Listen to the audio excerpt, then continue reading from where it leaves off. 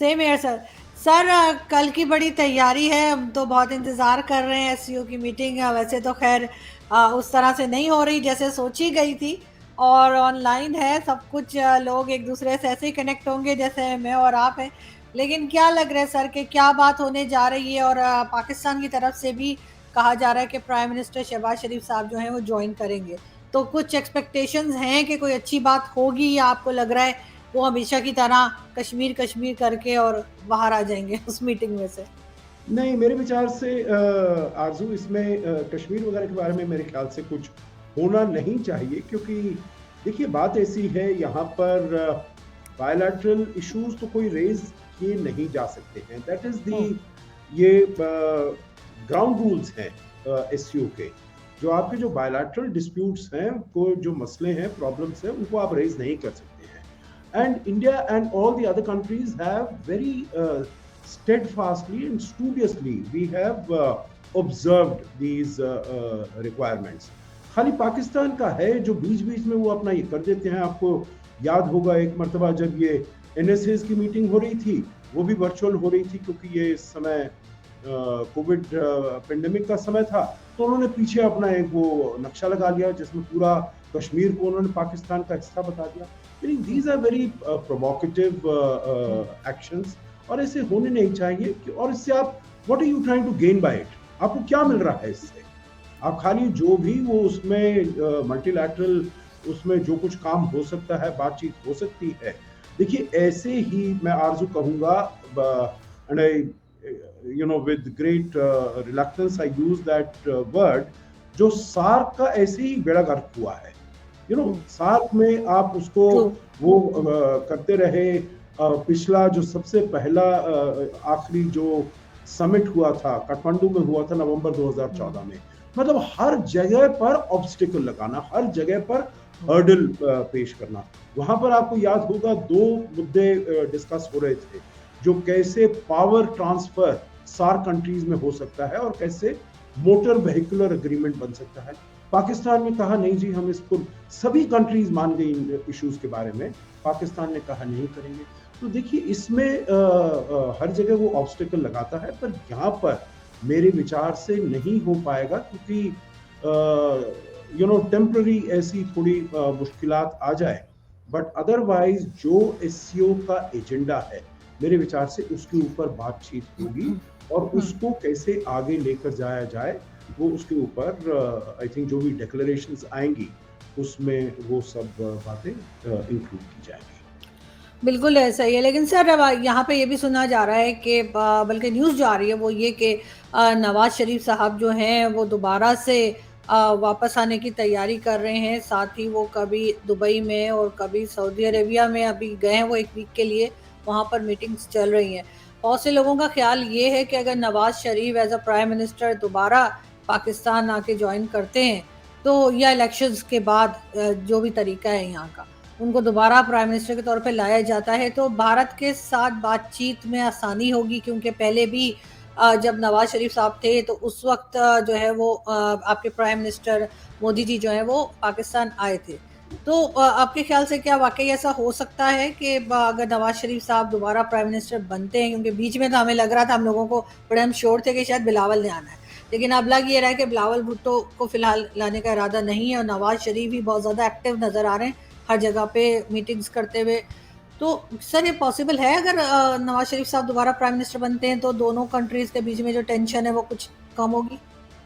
देखिए मैं समझता हूँ, जो मेरा अपना ये पर्सनल निजी ये इसमें व्यू है, जो नवाज शरीफ वॉज वन प्राइम मिनिस्टर जिन्होंने बहुत ये सिंसियरली काम किया जो भारत के साथ संबंध अच्छे हो, भारत के साथ रिश्ते अच्छे हो। आपको याद होगा 2015 में उफा में जो मुलाकात हुई थी, तो उसमें उन्होंने कहा था ठीक है, आतंकवाद के ऊपर, टेरर के ऊपर हम बात करेंगे। ये अलग बात है जो जब वो वापस गए वहां से जुलाई 2015 में जब वो वापस गए तो फिर इसके ऊपर बातचीत नहीं हो पाई, क्योंकि जो आर्मी है और जो और स्टेक होल्डर्स हैं पाकिस्तान में, वो कहते हैं जो इसमें कश्मीर का मुद्दा आपने उसको इंक्लूड नहीं किया है। सो सिंस द के वर्ड वाज नॉट इंक्लूडेड, तो इसके ऊपर कोई बातचीत नहीं हुई। बट अदरवाइज आई थिंक उनका जो रैपो था, उनका जो नजरिया था, और उन्होंने he really try to take on the army, जो भारत के साथ हमको संबंध अच्छे करने चाहिए, रिश्ते बेहतर करने चाहिए।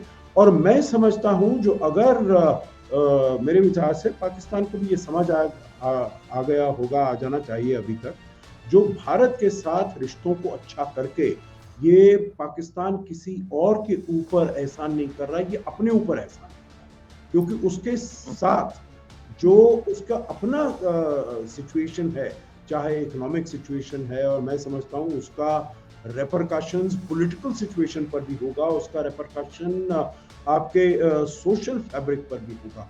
हर तरीके से पाकिस्तान के लिए बेहतर होने वाला है। आपने देख लिया है आरजू, जो अगर पाकिस्तान के साथ भारत के रिश्ते अच्छे नहीं होते हैं तो भारत किसी तरीके से लूज नहीं करता है, इट्स नॉट अ लूजर।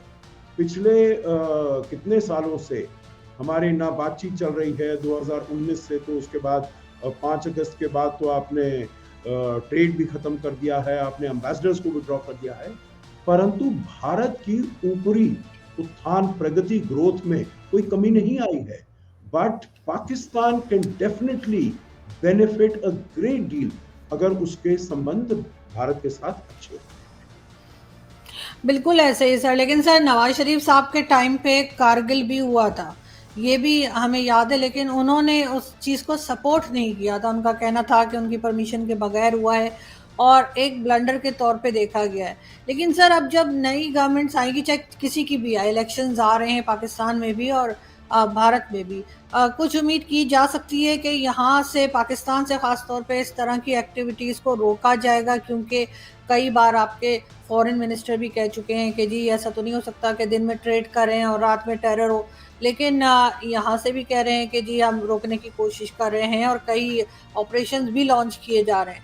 मगर फिर भी क्या ऐसा मुमकिन है सर, आपको लग रहा है ये पॉसिबल लगता है कि ये लोग रोक पाएंगे? क्योंकि अभी तक टीटीपी का तो वही हाल है। अगर हम उधर अफगान बॉर्डर की तरफ देखें तो वहाँ पर थोड़ी सी कमी हो जाती है, लेकिन एक बार फिर हम देखते हैं कि वही हंगामा फिर हो रहा होता है, टैक्स चल रहे हैं मुसलसल। देखिए, दो चीजें हैं। एक तो कारगिल का जहां तक है तो ठीक है, there are very many speculations जो नवाज शरीफ साहब को मालूम था या नहीं मालूम था, पर बेसिक चीज इसमें यही है जो ऐसे लगता है, जो even though he might have been in the know, परंतु जो सारा काम किया गया था वो मुशर्रफ के द्वारा किया गया था। General Musharraf was the army chief, उन्होंने किया था। और इस सभी सिचुएशन को थोड़ा वो कंट्रोल में करने के लिए नवाज शरीफ साहब 4 जुलाई, जो कि उनका कल का दिन, जो उनका नेशनल डे है अमेरिका का, तो he flew to the United States, और राष्ट्रपति बिल क्लिंटन से उनकी मुलाकात हुई और उन्होंने ये उनसे गुजारिश की जो आप भारत के ऊपर दबाव डालिए, जो वो अपना जो आगे उनके फोर्सेस आ रहे हैं उनको रोक दिया जाए। तो ये सब थोड़ा पॉजिटिव था उनका, नवाज शरीफ का, चाहे even though he might have been in the know of. दूसरी बात है, आप जो अभी कह रहे हैं, जो कोई भी इसमें योर सेकंड क्वेश्चन वाज, जो कोई भी वहाँ पर किसी भी सत्ता आती है तो उससे क्या दोनों देशों के बीच के जो संबंध हैं वो ठीक हो सकते हैं? That is the question, right? जी जो कोई भी वहाँ जी जी पर जी बिल्कुल। अब ठीक है, देखिए दोनों देशों में इलेक्शंस होने वाले हैं, और वहाँ पर जो अब देखना पड़ेगा जो कौन कैसे इलेक्शन होते हैं, कौन सामने आता है, किसकी वहाँ पर, if Imran Khan is also allowed to contest the elections, तब तो उसका नजरिया बिल्कुल ही जो रिजल्ट है वो बिल्कुल ही अलग दिखाई दे सकता है। और अगर इमरान खान की सरकार आती है तो फिर तो वी हैव टू सी, जो उन्होंने तो इतने सारे सेल्फ गोल्स किए थे भारत के साथ संबंध के मुकाबले, हालांकि वो भारत की तारीफ बहुत करते थे, जो देखिए इंडिया ने कितना अच्छा कर लिया है, वहाँ के जो एक्सटर्नल अफेयर्स मिनिस्टर हैं कितना अच्छा काम कर रहे हैं वगैरह वगैरह, परंतु भारत के साथ उन्होंने रिश्तों को आगे ठीक करने में उन्होंने कोई वो काम नहीं किया। तो will really have to wait and see Arzoo, जो वहाँ पर किसकी सरकार आती है, कौन सी सरकार आती है। मैं तो ये समझता हूँ जो आतंकवाद को कंट्रोल करने में पाकिस्तान की आर्मी बिल्कुल सक्षम है, इट इज केपेबल। क्योंकि ये वाले सब जो गुट बने हैं, जैश है, लश्कर है, हिजबुल है, these are all creation of Pakistan army and ISI. तो उनकी जो नकेल है वो उनके हाथ में है, तो उसको कर सकते हैं। ये दूसरी बात है, आपने जो कहा, जो ये टेररिज्म के विरुद्ध काम कर रहे हैं, टीटीपी के विरुद्ध काम कर रहे हैं, these are other terrorist groups जो कि पाकिस्तान इस्टेब्लिशमेंट के विरुद्ध, पिंडी के विरुद्ध जो खड़े हुए हैं अपने आप, तो उनको कंट्रोल करने में उनको मुश्किल हो रही है, उनके विरुद्ध वो एक्शन ले रहे हैं। But they are not taking any action against any of these groups. अभी तो because of the economic problems भी इतनी ज्यादा वहां पर है, पाकिस्तान में है, तो इन वाले ग्रुप्स जो भारत के विरुद्ध जिनको वो एक्ट करवाते हैं, उनको क्या वो सपोर्ट करेंगे, that is also a big question mark. इसीलिए शायद वहां पर कुछ हो नहीं रहा है, परंतु फिर भी एकलव्य न्यूज इंडिया, अंतर्राष्ट्रीय खबरों का मंच।